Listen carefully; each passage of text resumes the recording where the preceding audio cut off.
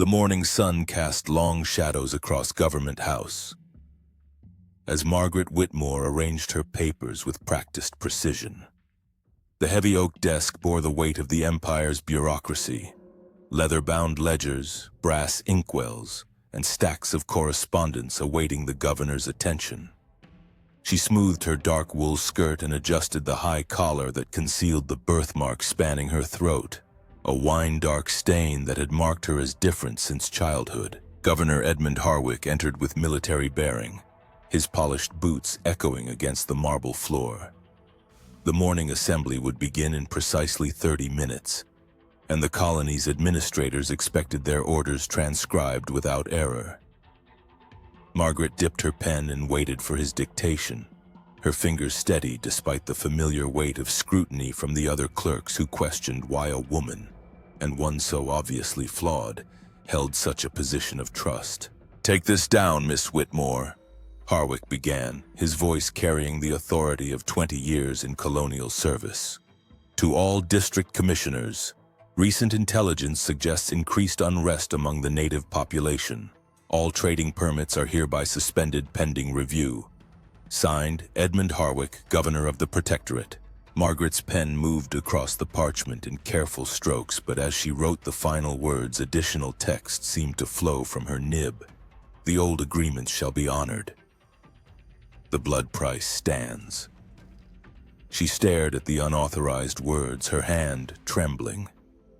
She had written nothing beyond Harwick's dictation, yet the ink was fresh and unmistakably hers. "Is there difficulty, Miss Whitmore?" Harwick's gray eyes narrowed as he noticed her hesitation. "No, sir." "The document is complete." She blotted the excess ink, hoping the governor would not examine her work too closely. But Chief Administrator Blackwood, a man whose ambition exceeded his loyalty, had already moved closer to inspect the transcription. "Governor, if I may." Blackwood's thin fingers traced the unauthorized text.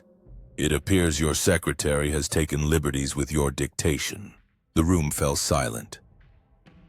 Margaret felt the eyes of every clerk and administrator upon her, their whispered doubts about her competence now seemingly confirmed. The birthmark at her throat seemed to burn under their collective gaze. "Explain this immediately," Harwick demanded, his voice cold as winter stone. Margaret's mind raced. To claim the words appeared without her knowledge would sound like madness. To admit deliberate alteration would mean dismissal, or worse. In the colonial territories, accusations of sedition carried severe consequences.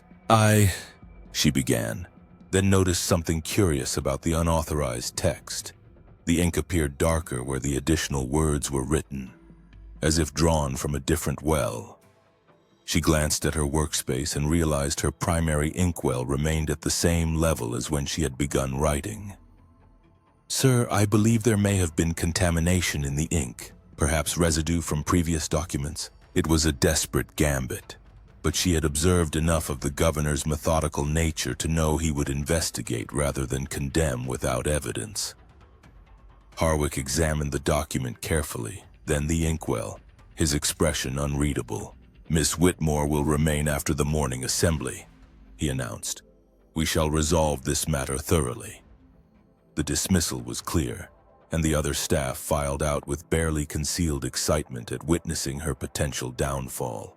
Alone with Harwick, Margaret felt the full weight of her precarious position. The governor moved to the window, his hands clasped behind his back as he studied the bustling courtyard below. Native merchants, British traders, and colonial officials moved in the careful choreography of imperial commerce, each group maintaining the prescribed distances that preserved order. 23 years I have served the crown in various capacities," Harwick said without turning. "I have seen clerks forge documents for gold, for revenge, for causes they believed righteous. What I have not seen is mysterious text appearing of its own accord. Sir, I swear upon my honor that I wrote only what you dictated." Harwick faced her then, his expression grave. "Your honor, Miss Whitmore, is a luxury you cannot afford. You are here because your skills exceed your station, and your station exists only because I permit it. The birthmark that marks you as different also makes you conspicuous.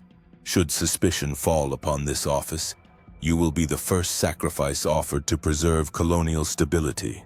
The bluntness of his words struck her like a physical blow. She had always known her position was tenuous, but hearing it stated so plainly reminded her how completely she depended upon his protection. However, Harwick continued, moving to a locked cabinet behind his desk, I am not a man who discards useful tools without proper investigation. He produced a key and opened the cabinet, revealing stacks of documents bound in red ribbon. These are the original colonial charters, Miss Whitmore. The true founding documents of this protectorate. Since you claim no knowledge of how those words appeared on today's correspondence, perhaps you can explain why identical phrases appear in texts written 50 years before your birth. Margaret stared at the ancient parchment he placed before her. The handwriting was different, the paper yellowed with age, but there in the margin was the exact text that had appeared under her pen. The old agreements shall be honored. The blood price stands. This presents us with an interesting dilemma, Harwick said, settling into his chair. Either you are remarkably well read in obscure colonial documents, or something else entirely is occurring. Either possibility makes you dangerous, Miss Whitmore. The question becomes whether you are more dangerous as an ally or an enemy. Margaret studied the governor's face, searching for some hint of his intentions. The morning light revealed new lines around his eyes, the burden of command etched in flesh. She had transcribed enough confidential correspondence to know the mounting pressures he faced. London's demands for increased revenue, growing unrest among the native population, and whispers from other colonies about challenges to British authority. What would you have me do, sir? Continue your duties exactly as before. Transcribe precisely what is dictated, but should any additional text appear? He paused, considering his words carefully. Should such incidents occur, you will report them immediately to me alone. Not to Blackwood, not to the other administrators, not to anyone. The penalty for disclosure will be severe, Miss Whitmore. The rewards for loyalty, however, may prove substantial. The implicit threat was clear, but Margaret also detected something else in his tone. Uncertainty. The governor of one of Britain's most profitable protectorates was troubled by mysterious text appearing in official documents, and he needed her cooperation to understand what was happening. I understand, sir. See that you do. The morning assembly will proceed with the original order. Trading permits suspended. The document with additional text will be filed separately. Harwick locked the ancient charter away and moved toward the door. Miss Whitmore, your discretion in this matter will determine whether your position here continues. Choose wisely. As the door closed behind him, Margaret sank into her chair and examined her hands. The same hands that had written impossible words, that bore no trace of deception or foreign ink. She thought of the birthmark hidden beneath her collar, the mark that had shaped her life's trajectory by making her unsuitable for marriage, but strangely qualified for work that required absolute reliability. The morning assembly proceeded without incident. Orders were distributed, reports filed, and the machinery of colonial administration continued its relentless function. But Margaret found herself studying each document she transcribed with new intensity, waiting for words that might appear without her conscious intent. 3 days passed without incident. On the 4th morning, as she transcribed routine supply requisitions, it happened again. Her pen seemed to move of its own accord, adding a single line to a request for medical supplies. The fever dreams show truth. Guard the southern wells. This time she was ready. She immediately examined the ink levels, the pen tip, the parchment itself. Everything appeared normal except for the impossible presence of words she had not intended to write. When Harwick arrived for their scheduled meeting, she presented him with the evidence.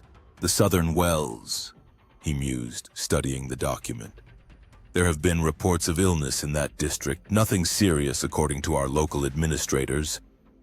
He looked up sharply.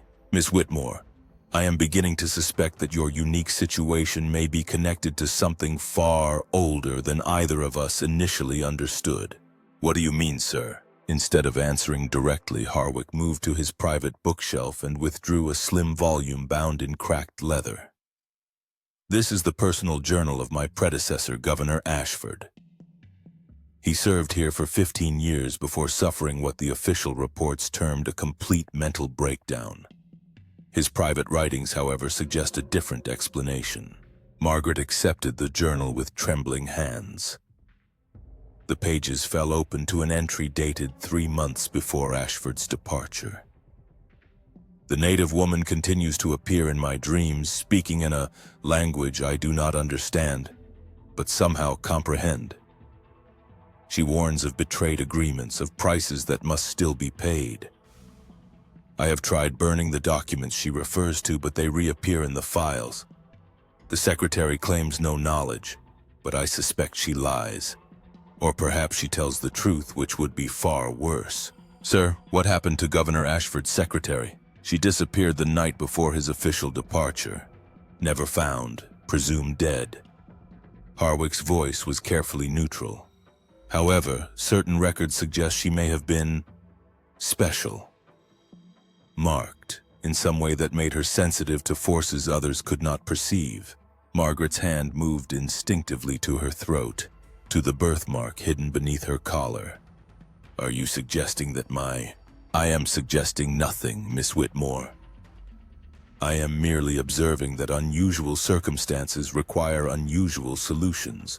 Tomorrow morning, I want you to transcribe a specific document, a formal inquiry into the historical treaties between the Crown and the local tribal leaders.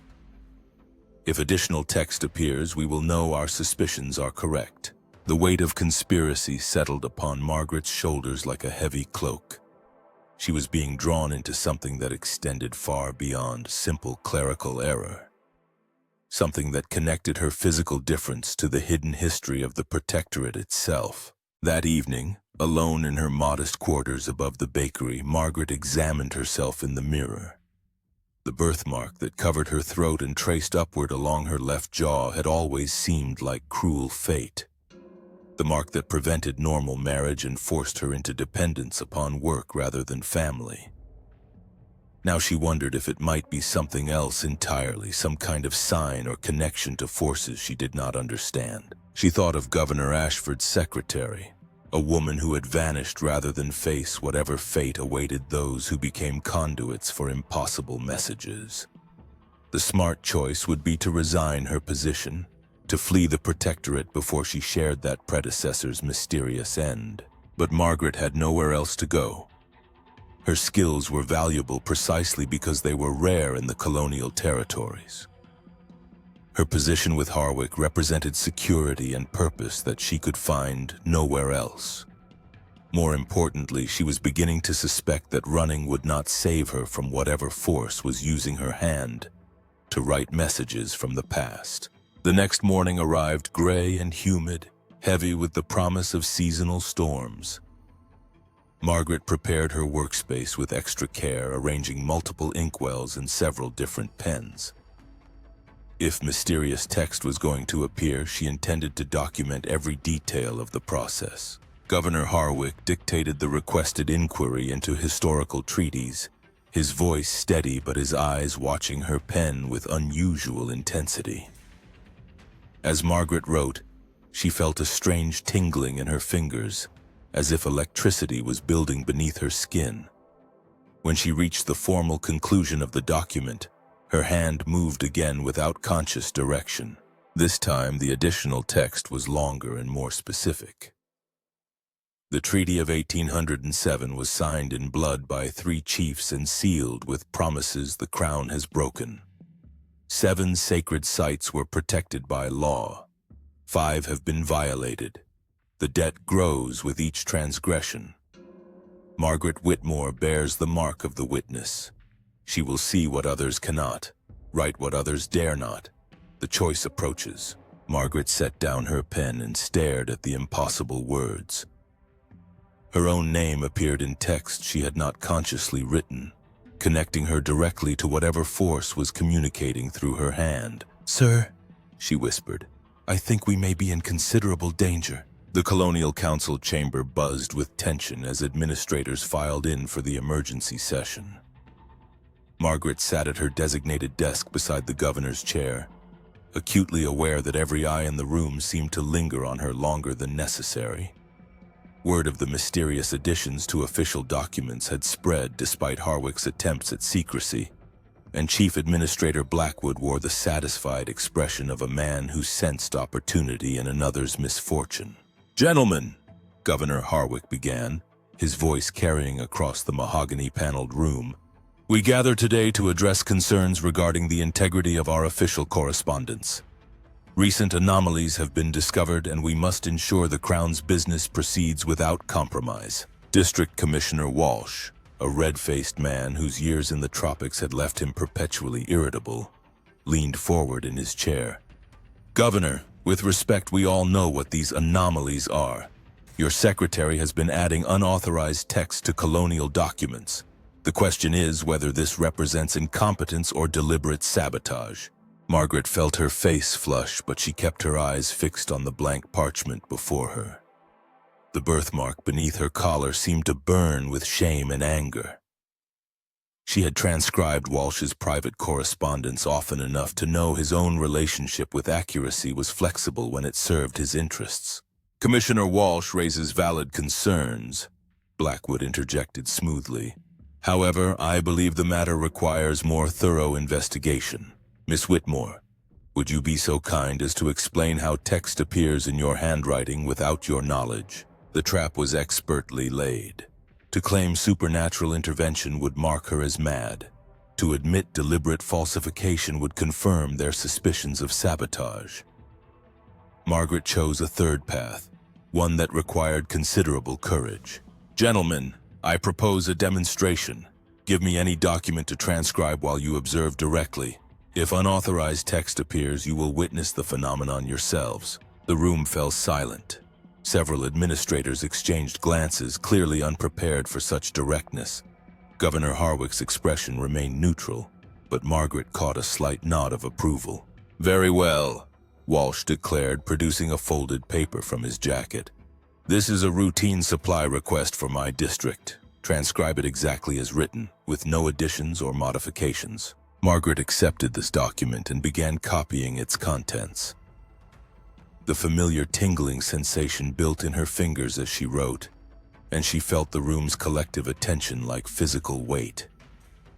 When she reached the final line requesting additional medical supplies, her hand moved independently once again. The additional text materialized in her unmistakable script. "Commissioner Walsh hides the true casualty counts. The fever spreads because the sacred springs have been poisoned. 12 natives dead, not 3 as reported. The ancestors demand justice." Walsh's face drained of color. "This is preposterous. How could she possibly know?" He stopped abruptly, realizing his words confirmed rather than denied the accuracy of the unauthorized information. "Know what, Commissioner?" Harwick's voice was dangerously quiet. "That you have misrepresented casualty figures in your district reports?" The room erupted in whispered conversations. Margaret realized she had inadvertently exposed actual corruption, lending credibility to her claims of involuntary writing. But Walsh's fury was now directed entirely at her, and she understood that making an enemy of a district commissioner would have serious consequences. "Governor Harwick," announced Dr.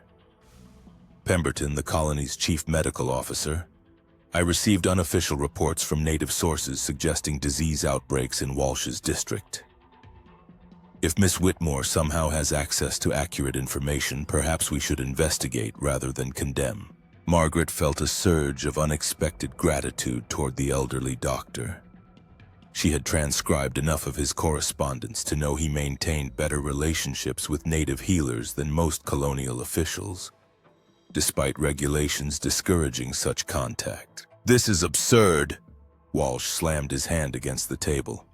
"We're seriously considering that this woman receives mystical intelligence from native spirits." The explanation is far simpler. She's in contact with seditious elements and using her position to spread their propaganda. Commissioner Walsh, Harwick said with measured calm, you will submit revised casualty reports for your district by tomorrow morning. Dr. Pemberton will accompany an inspection team to verify the situation firsthand. He turned to address the full assembly. Until this matter is resolved, all official documents will be transcribed under direct supervision. Margaret understood the implications immediately. Her every action would be scrutinized, her unusual ability turned into a form of imprisonment. Worse, Walsh's accusation of seditious contact would follow her, making her position even more precarious.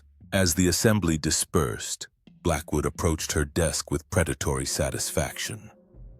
Miss Whitmore, I trust you understand that extraordinary circumstances require extraordinary precautions.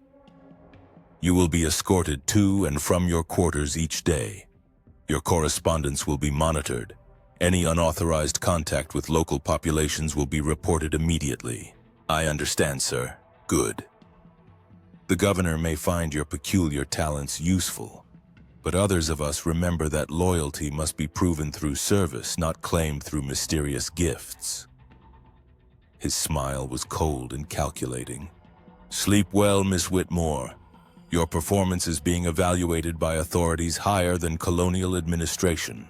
That afternoon, Margaret found herself confined to the government house under the watchful eye of Sergeant Morrison, a career soldier whose weathered face revealed nothing of his thoughts. As she organized files in the archive room, she discovered something that chilled her blood. Hidden between routine correspondence from 1807 was a letter written in Governor Ashford's hand, but never sent. The date coincided with the mysterious treaty mentioned in her unauthorized writings. I cannot in good conscience continue this deception, the letter began. The agreements signed with the native chiefs were explicit. 7 sacred sites would remain untouched in perpetuity. The colonial office's directive to ignore these protections violates both legal contract and moral obligation. The consequences of such betrayal extend beyond politics into realms I dare not name in official correspondence. Margaret read further, her hands trembling as the full scope of the colonial administration's deception became clear. The profitable mining operations, the expanded agricultural settlements, the strategic military positions, all had been built on lands explicitly protected by treaty. The Crown's representatives had systematically violated legal agreements while reporting full compliance to London. Miss Whitmore! Sergeant Morrison's voice made her jump. Time to return to quarters. She folded the letter quickly, slipping it into her sleeve. The risk was enormous, but she needed to understand the full extent of what her mysterious ability was revealing. As Morrison escorted her through the evening streets, Margaret noticed unusual activity around the native quarter.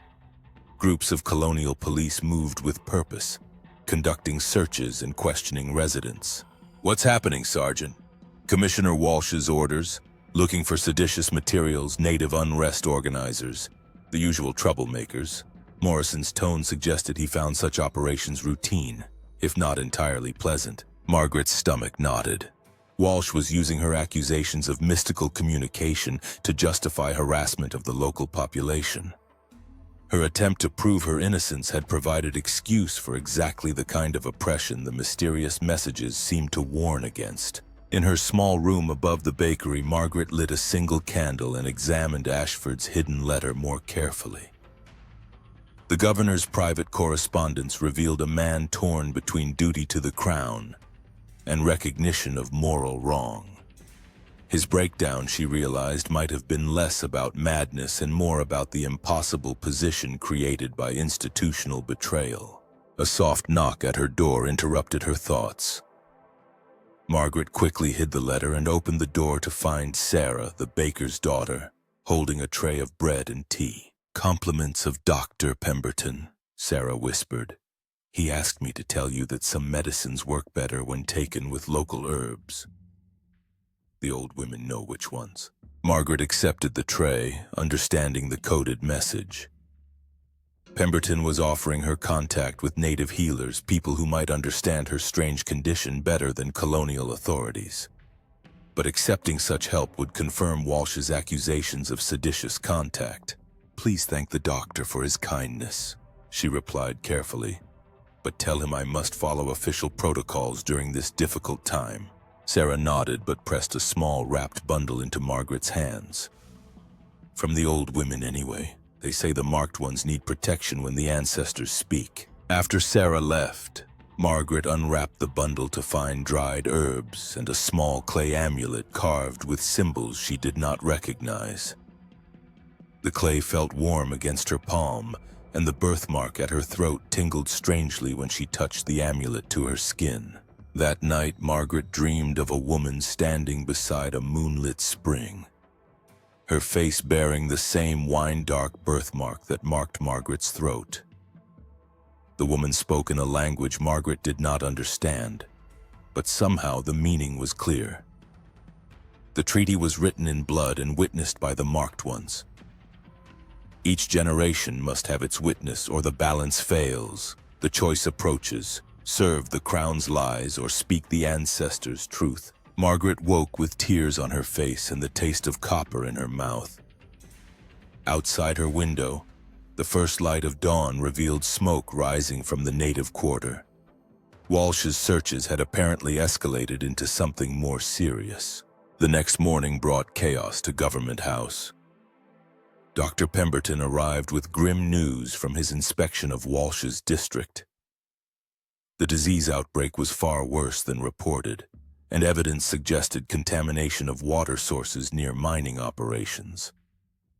Meanwhile, reports flooded in of arrests and property destruction in the native quarter during overnight police actions. "Governor," Pemberton announced as Margaret transcribed his official report, "we face a crisis of credibility. The native population believes we deliberately poisoned their water sources. Whether or not this is factually accurate, the political consequences are severe." Harwick studied the reports spread across his desk, his expression growing darker with each revelation. "Commissioner Walsh will explain these discrepancies immediately. Miss Whitmore, prepare formal charges of filing false reports."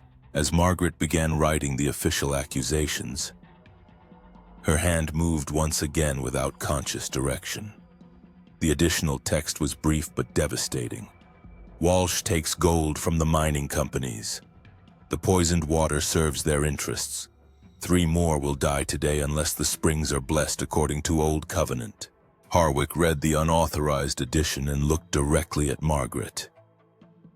"Miss Whitmore, you will accompany Dr. Pemberton to the affected district today. If your unique insights prove accurate regarding today's casualties, we will discuss expanding your role in colonial intelligence." Margaret felt a chill of realization. The governor was not just tolerating her mysterious ability, he was beginning to rely upon it. The line between valued asset and dangerous tool was perilously thin, and she was walking directly along its edge. "Sir, Commissioner Walsh has made his position regarding my reliability quite clear. My presence in his district could complicate the situation. Commissioner Walsh's opinion is no longer relevant to this decision." Harwick's tone carried the finality of absolute authority. "You will observe, Miss Whitmore. You will transcribe exactly what you witness, and you will report any additional insights that emerge through your unusual channels." As Margaret prepared for the journey, she understood that her life was taking a dramatic turn. She was no longer simply a secretary who experienced strange episodes. She was becoming an intelligence asset whose mysterious gift might determine the fate of the entire protectorate. The ancestors, it seemed, had chosen their witness. Now she had to decide whether she was brave enough to fulfill that role. The journey to Walsh's district unfolded through landscape that seemed to mirror the growing tension between colonial authority and native resistance. Margaret rode in Dr. Pemberton's medical wagon, her eyes fixed on the distant mountains where smoke columns rose like accusatory fingers against the morning sky.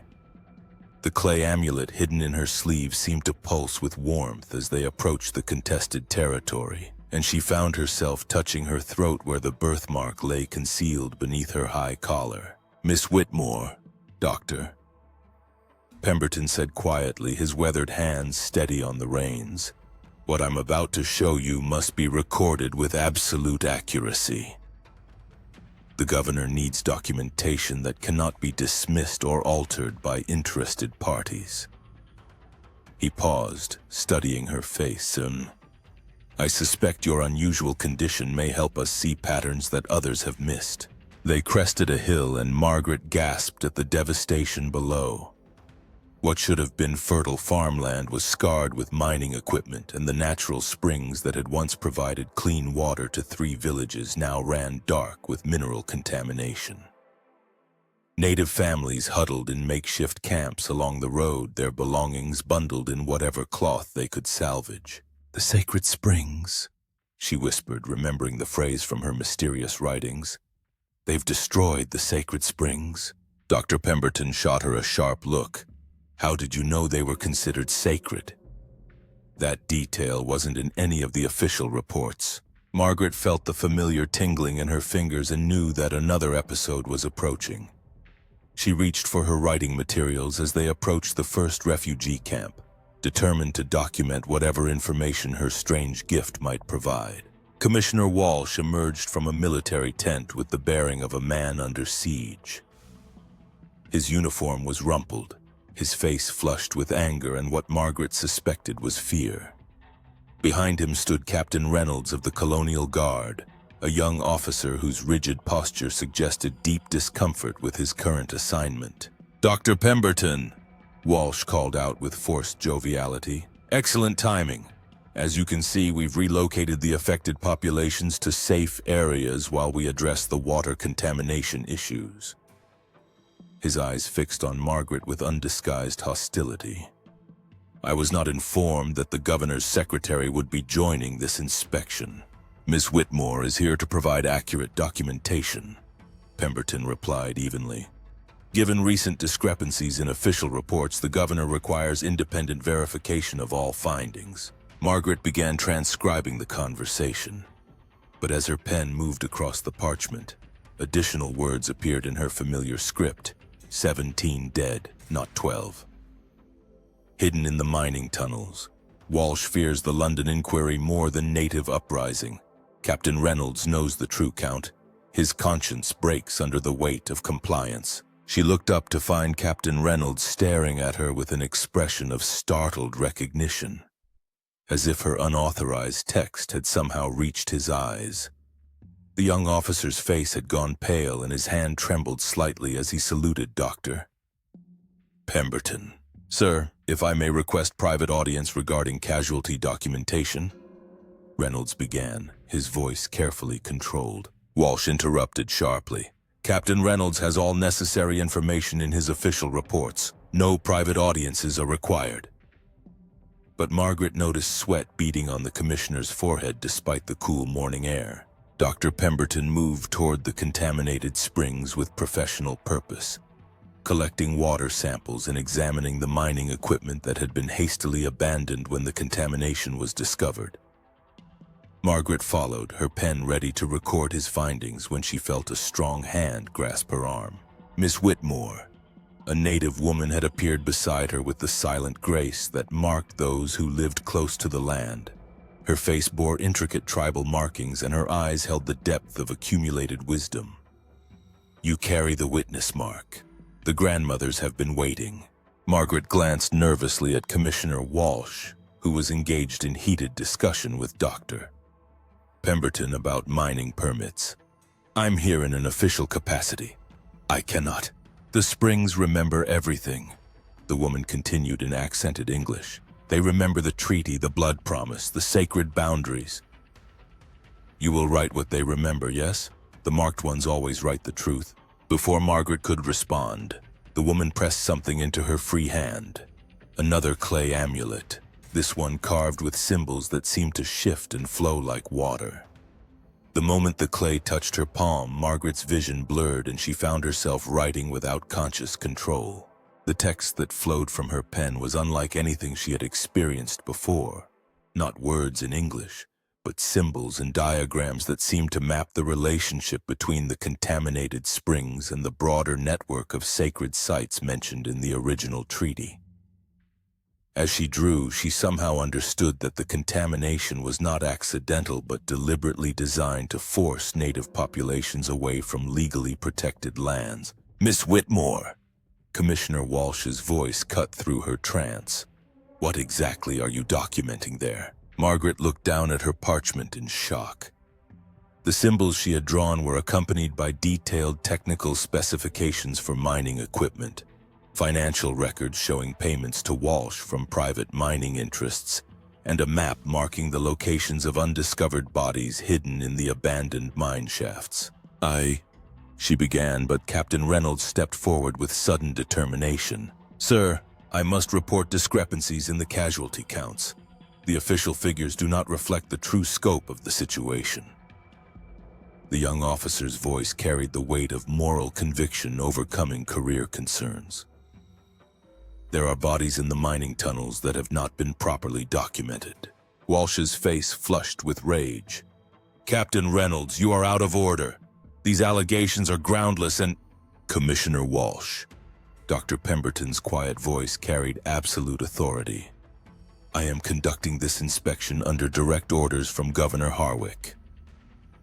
Any interference with the collection of accurate information will be reported as obstruction of colonial administration." He moved to examine Margaret's mysterious documentation. "Miss Whitmore, these diagrams appear to show mining operations that were not disclosed in the official permits." Margaret realized she was at the center of a confrontation that would determine not just her own fate, but the entire colony's relationship with both the native population and the Crown's representatives in London. The information flowing through her mysterious gift was exposing a web of corruption that extended far beyond simple casualty reports. "The grandmothers say the treaty must be honored," the native woman said softly, her words carrying to the entire group. "The marked witness has returned to speak the ancestors' truth. The balance must be restored or the sickness spreads beyond these springs to all the colony." Commissioner Walsh drew his sidearm with shaking hands. "I will not stand here and listen to seditious nonsense from native agitators and hysterical secretaries. This inspection is concluded." The moment stretched taut with danger. Margaret understood that Walsh's desperation might drive him to violence against anyone who threatened to expose his corruption. But she also realized that her mysterious gift had provided exactly the evidence, Doctor. Pemberton needed to document the true scope of the crisis. Captain Reynolds placed his hand on his own weapon. "Commissioner Walsh, I respectfully suggest you reconsider your current course of action. Dr. Pemberton is conducting official colonial business under Governor Harwick's direct authority." "Official business?" Walsh laughed bitterly. "We're taking testimony from witchwomen and treating mysterious scribbling as intelligence reports. This entire inspection is a farce designed to undermine legitimate colonial authority." Margaret felt the clay amulet grow warm in her palm, and her hand began moving across the parchment once again. This time, the additional text was written in clear English that everyone present could read. The mine collapse was not accidental. Walsh ordered explosives to seal the evidence. 17 bodies buried. The sacred covenant requires justice for the dead, protection for the living, and restoration of the poisoned waters according to ancient law. Dr. Pemberton read the unauthorized text aloud, his voice carrying across the refugee camp. Native families began gathering, their faces showing a mixture of hope and desperate determination. Margaret realized that her mysterious writings had just accused a senior colonial official of murder and cover-up, in front of witnesses from both communities. "This is treason," Walsh whispered, his weapon still trained on the small group around the contaminated spring. "I represent the Crown's authority in this district. These accusations are seditious lies designed to incite native uprising against legitimate government." "Commissioner Walsh," Dr. Pemberton said with deliberate calm, You will surrender your weapon and submit to investigation. The evidence suggests serious crimes have been committed, and proper colonial justice requires thorough inquiry. Margaret watched the standoff develop with growing terror. Her mysterious gift had exposed the truth, but truth in the colonial territories was often less important than maintaining stability. Walsh's desperation might lead him to eliminate witnesses rather than face London's justice.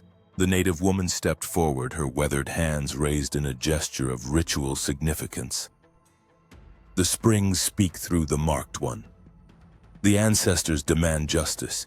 If the Crown's law will not serve, the old law remains. Around the camp, Margaret noticed more native families approaching, many carrying traditional weapons alongside their meager possessions.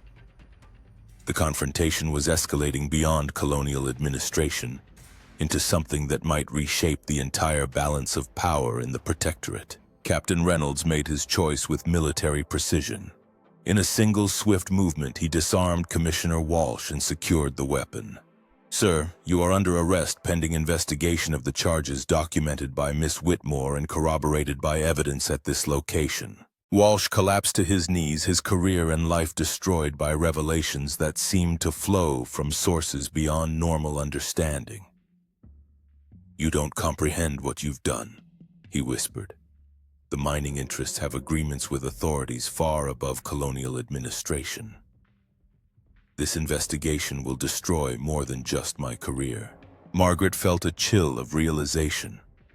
Her mysterious gift had not just exposed local corruption, but had apparently uncovered a conspiracy that extended to the highest levels of Imperial authority. The price of truth, she was beginning to understand, might be higher than anyone was prepared to pay. Dr. Pemberton began collecting physical evidence from the mining site while Captain Reynolds organized the documentation of hidden casualties. But Margaret found herself drawn to the contaminated spring itself, where the water ran dark with industrial poison.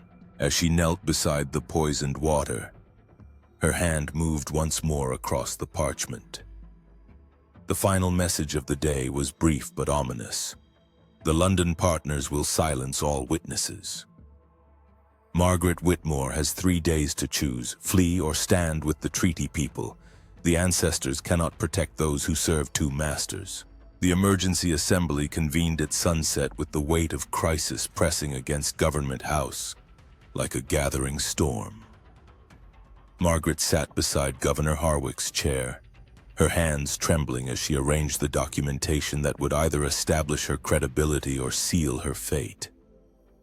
Chief Administrator Blackwood paced near the windows, his calculating gaze fixed on the native encampments that had sprung up around the colonial district since news of the contaminated springs had spread. "Gentlemen," Harwick began, his voice carrying the authority of a man who had made irreversible decisions, "we face circumstances that test the very foundation of colonial administration. The evidence collected by Dr.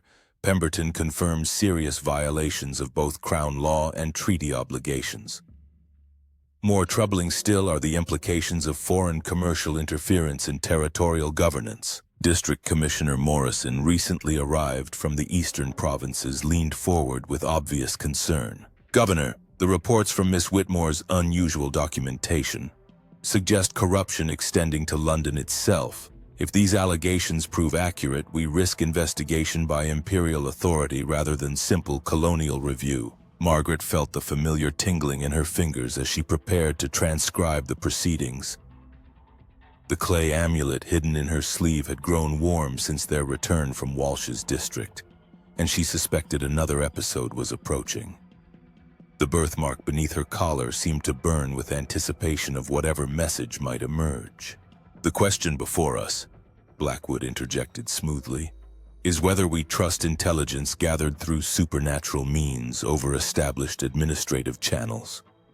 Miss Whitmore's claims are extraordinary, but the political consequences of acting upon them are severe." Governor Harwick studied the assembled administrators with the calculation of a career military officer evaluating tactical options.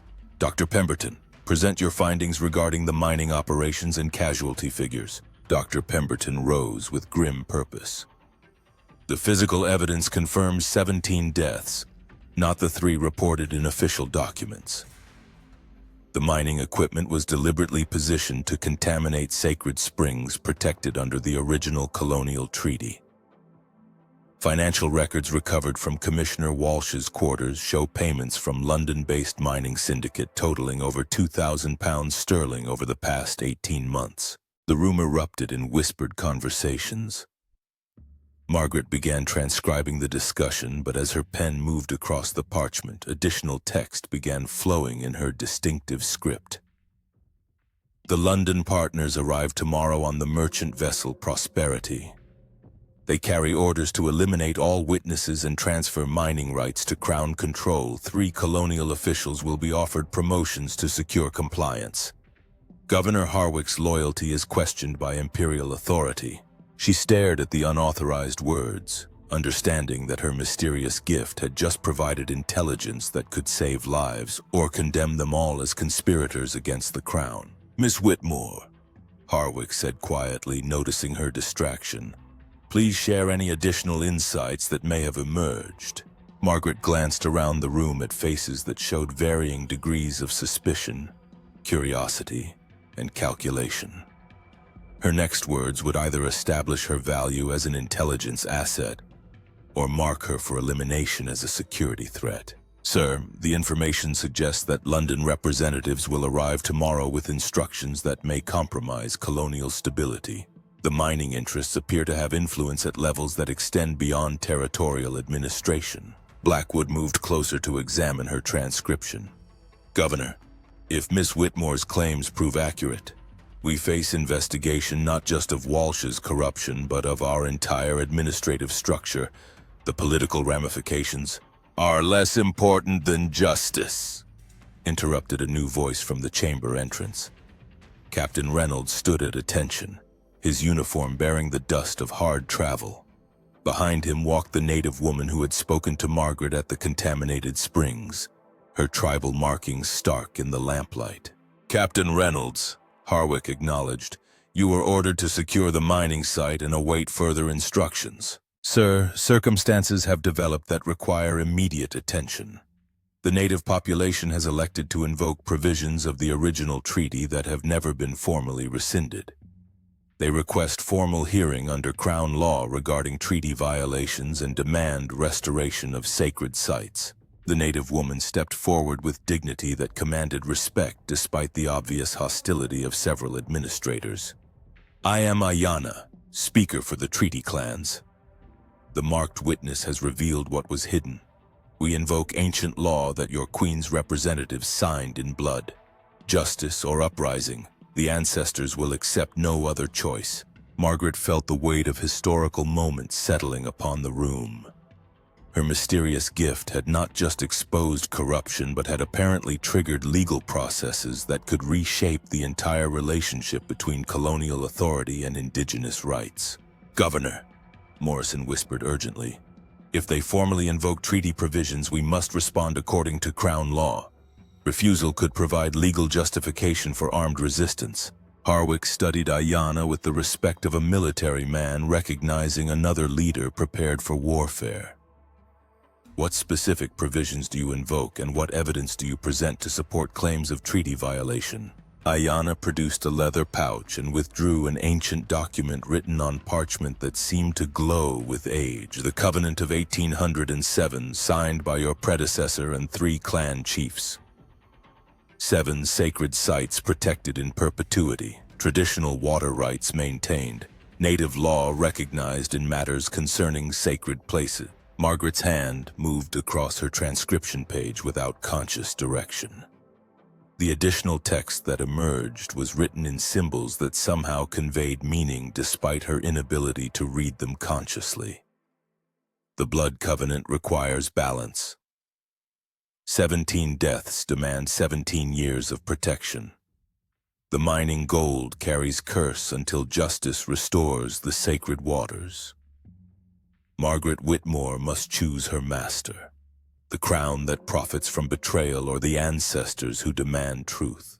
Dr. Pemberton examined the ancient treaty document with scholarly interest. Governor, this appears to be authentic. The signatures match those in our colonial archives, and the legal language is consistent with Crown treaty practices of that period. However, Blackwood interjected with calculated precision, invoking dormant treaty provisions during a period of colonial crisis could be interpreted as seditious conspiracy. London authorities may view formal recognition of native legal claims as weakness rather than justice. Margaret realized she was witnessing the moment when personal conscience would clash with institutional loyalty. The mysterious force that spoke through her pen was demanding that colonial officials choose between career advancement and moral obligation. Harwick moved to the window and gazed out at the native encampments where cooking fires created pools of warm light in the gathering darkness. Miss Whitmore, transcribe the following official statement. By order of Governor Edmund Harwick, all mining operations in districts containing sacred sites protected under the Treaty of 1807 are hereby suspended pending formal legal review. Traditional water rights will be restored according to original covenant provisions. The room fell silent as the full implications of his declaration became clear. Margaret wrote the governor's words, but her hand continued moving to add unauthorized text. London will demand Harwick's removal within 72 hours. The merchant vessel carries replacement administrators and military enforcement. The treaty clans prepare for war if justice fails. Margaret Whitmore holds the key to alliance or destruction. Blackwood's face had gone pale with realization. Governor, you are exceeding your authority. These decisions require approval from Territorial Command and Colonial Office Review. The consequences are mine to bear. Harwick finished quietly. Captain Reynolds, you will escort Miss Whitmore and Ayanna to secure quarters within Government House. They are under official protection pending resolution of this matter. As the assembly dispersed, Margaret found herself walking beside Ayanna through the corridors of colonial power. The native woman's presence seemed to make the building itself feel different, as if ancient forces were awakening after long slumber. The spirits speak truly through you, Ayanna said softly. But truth is dangerous to those who profit from lies. The marked ones must choose their path carefully. What happened to Governor Ashford's secretary? The woman who disappeared. Ayanna's weathered face showed deep sadness. She chose the ancestors over the crown. They gave her new life with the treaty people, but she could never return to the white world. Such choices cannot be undone. Margaret touched the clay amulet hidden in her sleeve, feeling its warmth pulse like a heartbeat. The messages that come through my pen, are they from spirits or from some other source? Does the source matter when the truth serves justice? Ayanna paused at the entrance to the guest quarters. Tomorrow, when the London ships arrive, you must decide whether you serve the crown that denies its promises or the ancestors who remember every betrayal. The marked witness cannot serve two masters. That night, Margaret lay awake, listening to the sounds of preparation drifting from the native camps. Drums beat in rhythms that seemed to echo the pulse of the clay amulet, and occasionally she heard voices raised in what sounded like war songs. Through her window, she could see the lights of ships anchored in the harbor, waiting for dawn to bring whatever forces London had dispatched to resolve the colonial crisis. Near midnight, a soft knock at her door interrupted her restless thoughts. She opened it to find Governor Harwick, his uniform replaced by simple traveling clothes. "Miss Whitmore, walk with me." His voice carried the weight of a man who had made decisions that could not be reversed. They moved through the darkened corridors to his private study, where maps and documents covered every surface. The locked cabinet containing the original colonial charters stood open, its contents spread across his desk. "I have spent the evening reviewing every treaty, every agreement, every promise made by Crown representatives to the native population over the past 50 years, Harwick said quietly. "The pattern of betrayal is systematic and deliberate. Walsh was merely one tool in a larger design to seize protected lands for commercial exploitation." Margaret studied the evidence spread before them. forged documents, falsified reports, and communications revealing the scope of the conspiracy between colonial administrators and London commercial interests. "Sir, what will you do when the London representatives arrive?" Harwick moved to his window and gazed out at the harbor where ships waited like sleeping predators. "I will honor my oath to serve Crown justice rather than Crown profit. The consequences for my career are irrelevant compared to the moral obligation created by these revelations." Margaret felt her hand move to her writing materials without conscious thought. As her pen touched parchment, words flowed in her mysterious script. "Governor Edmund Harwick will face charges of exceeding authority and inciting native rebellion. The replacement administrator carries orders for military suppression of treaty claims. Margaret Whitmore must testify before Imperial authority or face elimination as security threat. The choice approaches: speak truth to power or become another disappeared witness." Harwick read the unauthorized text with the calm of a man who had already calculated the probable cost of his decisions. "Miss Whitmore, tomorrow morning you will have the opportunity to present your unusual gifts to authorities who possess power to either validate your claims or destroy everyone connected to them. Are you prepared for that responsibility?" Margaret thought of Ayanna's words about serving two masters, of the previous secretary who had vanished rather than face such a choice, of the 17 dead whose voices seemed to speak through her pen demanding justice. "Governor, I believe I must serve truth rather than convenience, regardless of the consequences." "Then God help us both," Harwick said quietly. "Because tomorrow we discover whether the Crown's justice extends to protecting those who expose the Crown's crimes." The morning sun cast sharp shadows across Government House, as 3 ships from London disgorged their passengers onto the colonial docks. Margaret stood at the window of Governor Harwick's office, watching Imperial authority representatives march up from the harbor with military precision. Their leader, a tall man in the distinctive blue uniform of the Colonial Investigation Service, carried himself with the bearing of one accustomed to absolute power over distant territories. "Inspector General Mortimer," Governor Harwick announced grimly, reading from the official communication that had arrived with the dawn.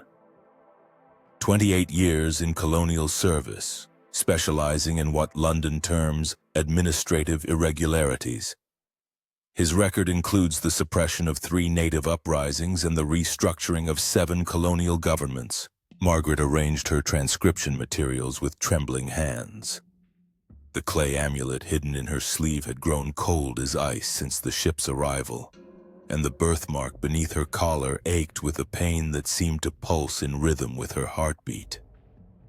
She understood that the coming confrontation would determine not just her personal fate, but the future relationship between colonial authority and indigenous rights throughout the empire. "Miss Whitmore," Harwick said quietly, "Inspector General Mortimer will demand a demonstration of your unusual abilities.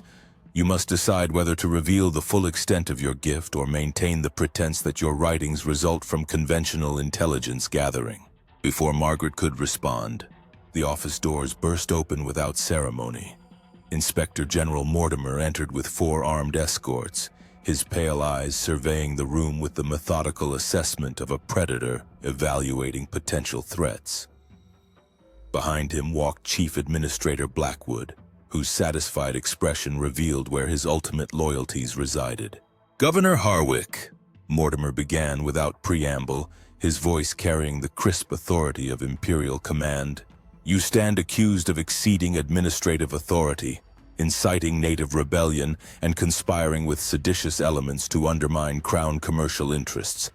These are serious charges that require immediate investigation." Margaret began transcribing the confrontation, but as her pen moved across the parchment, additional text began flowing in her distinctive script. "Mortimer carries sealed orders for military suppression. Harwick to be arrested within the hour. Native leaders targeted for elimination. Margaret Whitmore designated as security risk. Permanent silence required." She stared at the unauthorized words, realizing that her mysterious gift was providing intelligence about planned violence against everyone who had supported the treaty claims. The choice Ayanna had spoken of was no longer theoretical. Within hours, she might face death for possessing knowledge too dangerous for Imperial authority to permit. "Inspector General," Harwick replied with military composure, "I have acted within my authority to investigate treaty violations and administrative corruption. The evidence supports immediate action to prevent further legal violations." Mortimer moved to examine the documents spread across Harwick's desk, his trained eyes assessing the scope of evidence that had been gathered. "Governor, these so-called treaty violations concern commercial development of unused territorial lands. The original agreements were negotiated under circumstances that no longer apply to modern colonial requirements." Margaret felt the familiar tingling in her fingers as her hand moved independently across the parchment. The additional text that emerged was longer and more specific than any previous episode. The London Syndicate has purchased Imperial Authority cooperation. Mortimer owns shares in 3 mining operations. The Queen's representatives have been bought by the same commercial interests they pretend to investigate. Justice requires witnesses willing to die for truth. Inspector General Mortimer's attention fixed on Margaret's transcription with the intensity of a man recognizing immediate danger. "Miss Whitmore, you will surrender those documents for official review. Unauthorized additions to formal proceedings constitute seditious activity under Colonial Administration Code." Margaret understood that handing over her transcriptions would provide Mortimer with evidence of her mysterious abilities while simultaneously eliminating the documentary proof of his corruption. The moment had arrived when she must choose between self-preservation and moral obligation. "Inspector General, these documents represent official colonial business conducted under Governor Harwick's direct authority. I am not authorized to surrender them without proper legal process." Mortimer's face flushed with anger at her defiance. "Miss Whitmore, you are addressing Imperial authority, not colonial administration. Your cooperation is not requested, it is commanded." Governor Harwick stepped between Mortimer and Margaret with protective instinct. "Inspector General, Miss Whitmore is under official colonial protection pending investigation of her unique intelligence capabilities. Any interference with that protection will be reported to London as obstruction of territorial security operations." The confrontation escalated as Mortimer realized that his authority was being directly challenged by colonial officials who possessed evidence of Imperial corruption. Margaret watched the Inspector General's hand move toward his weapon, understanding that violence was becoming more likely with each exchange. "Governor Harwick," Mortimer said with deadly calm, "you are under arrest for exceeding administrative authority and conspiring with native seditionists. Miss Whitmore will be detained pending investigation of her involvement in spreading false intelligence designed to incite colonial rebellion." Before anyone could react, the office doors opened once again to admit Ayanna and 3 other native leaders, their presence transforming the political confrontation into something with deeper historical significance. The tribal spokeswoman carried the ancient treaty document, her weathered hands holding it with reverence for the promises it contained. "Inspector General Mortimer," Ayanna announced with quiet dignity, "the treaty clans invoke ancient law. The blood covenant signed by your Queen's representatives requires justice for violations of sacred agreements. We demand formal hearing under Crown law." Mortimer stared at the native leaders with undisguised contempt. "This is colonial territory under Imperial administration. Native populations have no legal standing to make demands of Crown representatives." Margaret's hand moved across her parchment without conscious direction, and the words that emerged were written in the strange symbols that had appeared before. "The ancient law predates Imperial authority. Treaties signed in blood carry power beyond political convenience. Mortimer fears what he cannot understand. Justice that serves truth rather than profit." Ayanna read the unauthorized text over Margaret's shoulder, her face showing deep recognition. "The marked witness speaks the ancestors' truth. The blood covenant binds all who signed, including the Crown's representatives who inherited their promises. Inspector General Mortimer drew his weapon with military precision. This gathering is now declared seditious conspiracy against Imperial authority. All participants are under arrest pending transfer to London for trial. The moment stretched taut with the potential for violence that could reshape the entire colonial relationship. Margaret realized that her mysterious gift had brought them to a crisis point where truth and power would clash with potentially deadly consequences. Captain Reynolds appeared in the doorway with a squad of colonial soldiers, their weapons ready but their loyalty clearly divided between Imperial commands and colonial justice. "Inspector General, sir, what are your orders regarding the disposition of the prisoners?" Margaret felt the clay amulet grow warm in her sleeve as her hand moved once more across the parchment. The final message was brief but carried the weight of historical inevitability. Choose this moment. Serve the Crown's lies or die for the ancestors' truth. No middle path remains. Margaret Whitmore's decision determines whether justice lives or dies in this colony. She looked around the room at faces that showed fear, determination, anger, and calculation. Governor Harwick awaited arrest for honoring his moral obligations. Ayanna and her people faced elimination for demanding justice under laws their ancestors had negotiated in good faith. Inspector General Mortimer represented Imperial power corrupted by commercial interests that profited from systematic betrayal. Margaret stood, her transcription materials in hand, and faced Inspector General Mortimer with courage born of moral clarity. "Sir, I formally request that these proceedings be recorded for transmission to Her Majesty's government. The evidence of treaty violations and administrative corruption requires review by authorities higher than colonial or imperial administration." Mortimer's weapon remained trained on her, but his expression showed uncertainty. Margaret had just invoked the highest level of Imperial review, a process that could expose everyone involved to scrutiny from the Crown itself. "Miss Whitmore," he said quietly, "you are requesting investigation that could destroy careers and alter colonial policy throughout the Empire. Are you prepared for the consequences of such a request?" Margaret thought of the 17 dead, buried in mining tunnels, of the poisoned sacred springs, of the systematic betrayal of legal agreements signed by Crown representatives. She thought of Governor Ashford's secretary, who had disappeared rather than face such a choice, and of Ayanna's words about serving two masters. "Inspector General, I am prepared to serve truth rather than convenience, regardless of the personal consequences. The evidence speaks for itself, and justice requires that it be heard by those with authority to act upon it." The room fell silent as everyone present understood that Margaret had just committed herself to a path that would either vindicate the treaty claims or result in her elimination as a security threat.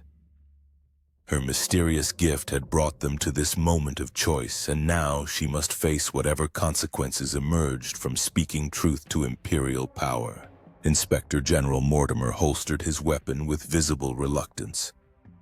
"Very well, Miss Whitmore. We shall test the reliability of your unusual intelligence capabilities under conditions that will determine whether you represent valuable Imperial asset or dangerous security risk." Margaret understood that she had gained a temporary reprieve, but the price would be demonstrating her mysterious abilities under circumstances designed to either validate her claims or provide justification for her permanent silence. The ancestors had chosen their witness, and now she must prove worthy of that terrible honor. The formal hearing convened in the Grand Assembly Hall with representatives from London, colonial administration, and the treaty clans arranged in careful configuration that acknowledged the historical significance of the proceedings. Margaret sat at a witness table facing Inspector General Mortimer, her transcription materials arranged with military precision. The birthmark beneath her collar throbbed with intensity that seemed to pulse in harmony with the ancient treaty document displayed on the central podium. "Miss Margaret Whitmore," announced Lord Justice Pemberton, the senior Imperial representative who had arrived on the final ship from London, you stand before this tribunal to demonstrate the intelligence capabilities that have been reported through irregular channels. The Crown requires verification of your claims before determining the validity of accusations made against colonial and imperial administration. Margaret arranged her pen and parchment with hands that trembled despite her determination to appear composed. Around the hall, she could see faces that represented every faction involved in the crisis. Governor Harwick under armed guard, Ayanna and the native leaders maintaining dignified silence, Inspector General Mortimer, whose career depended upon discrediting her testimony, and Chief Administrator Blackwood, whose calculating gaze suggested he was preparing to align himself with whichever side demonstrated greater power. "Your Lordship," Margaret began, her voice carrying clearly across the assembled representatives, "I respectfully request that any information that emerges through my unusual condition be recorded exactly as it appears, without interpretation or modification by administrative personnel." Lord Justice Pemberton studied her with the sharp attention of a man accustomed to evaluating evidence under pressure. "Miss Whitmore, you may proceed with your demonstration. However, be advised that extraordinary claims require extraordinary evidence. The implications of your alleged abilities extend far beyond this colonial dispute." Margaret dipped her pen and began transcribing the formal opening of the hearing. But within moments she felt the familiar sensation of her hand, moving independently.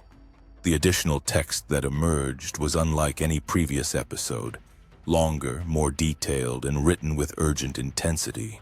"Lord Justice Pemberton carries secret instructions to validate Imperial commercial interests regardless of evidence.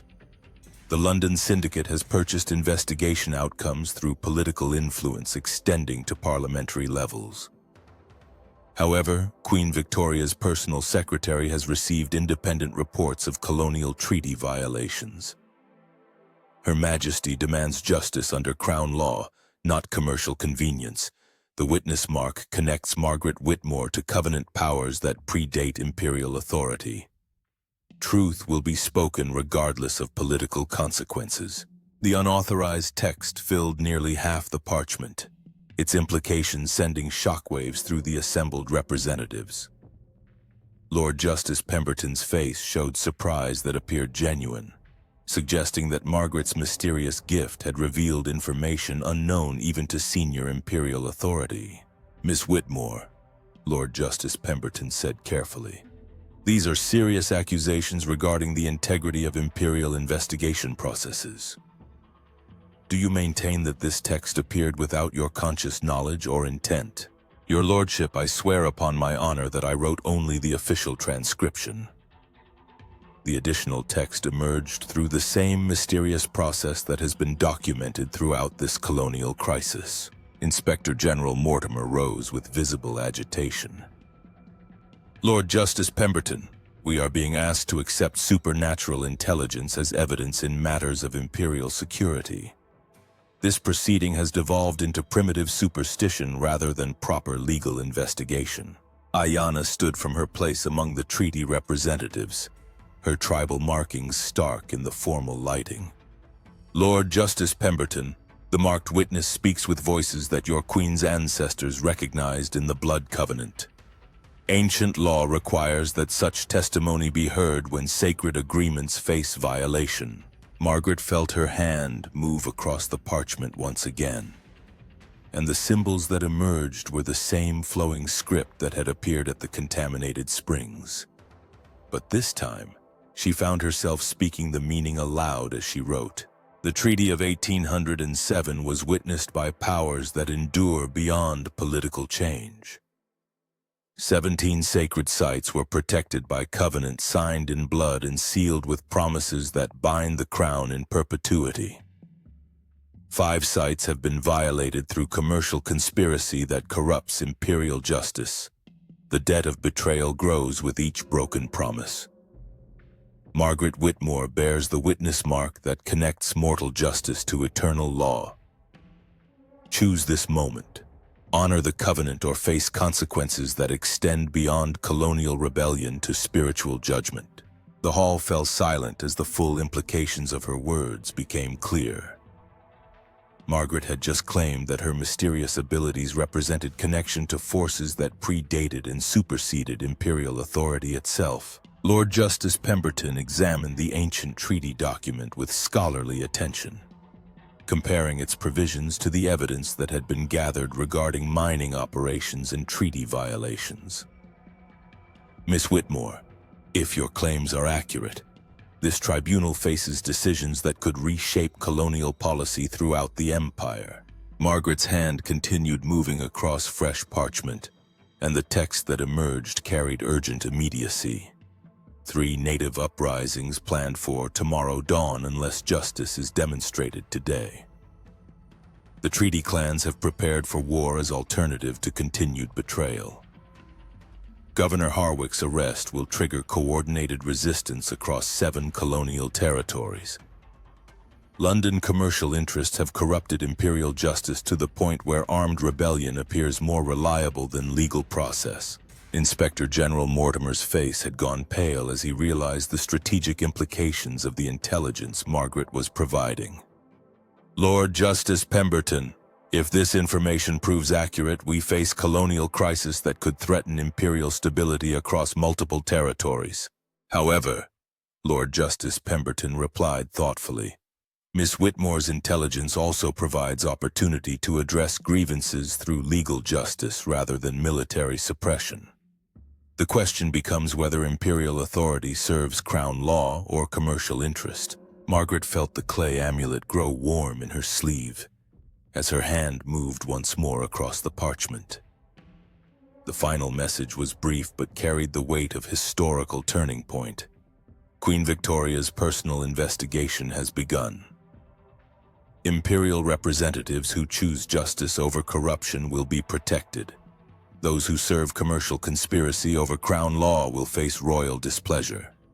Margaret Whitmore's testimony determines whether this colony demonstrates imperial justice or imperial failure.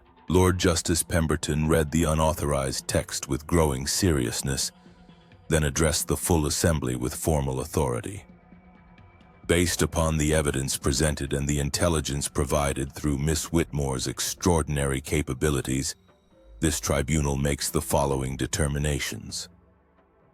The Treaty of 1807 remains legally binding upon Crown representatives.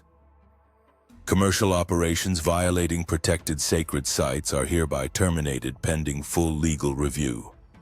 All administrative officials involved in falsifying casualty reports or accepting unauthorized commercial payments will face formal charges under imperial law.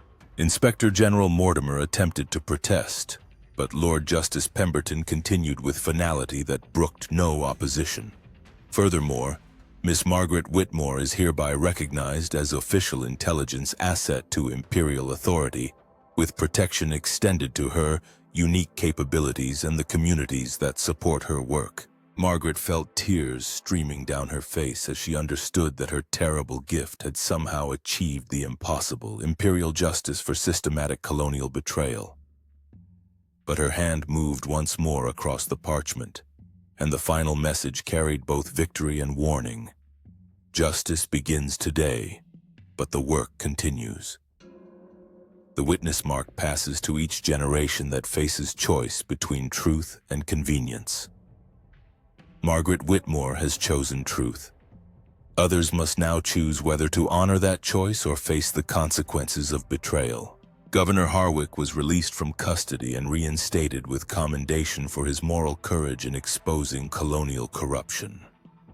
The native leaders were granted formal recognition of their treaty rights, with sacred sites protected under imperial guarantee. Inspector General Mortimer faced investigation for commercial conspiracy, while Chief Administrator Blackwood found his career prospects considerably diminished by his association with discredited policies. 6 months later, Margaret stood beside the restored sacred springs, watching native children play in water that ran clear and clean once more. The birthmark that had marked her as different now connected her to a network of imperial intelligence gathering that extended across multiple colonies. Her mysterious gift had found purpose in service of crown justice rather than commercial conspiracy.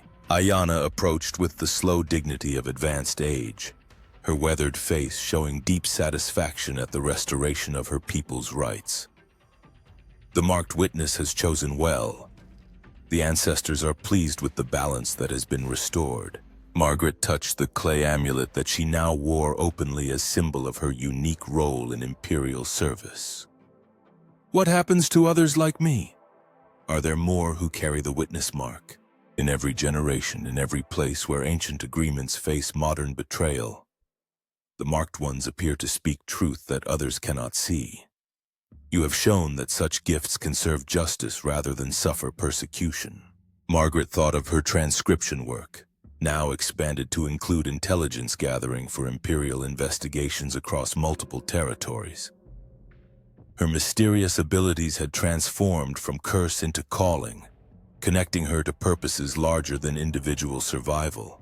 The choice continues, she said quietly, watching the sun set over land where sacred law and imperial justice had found common ground.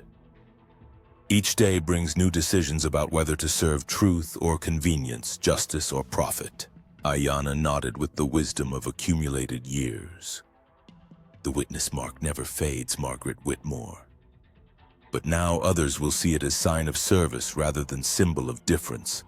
The ancestors have accepted your choice, and the crown has learned to value truth over commercial convenience. As darkness settled over the restored springs, Margaret understood that her journey from isolated secretary to Imperial intelligence asset represented more than personal transformation.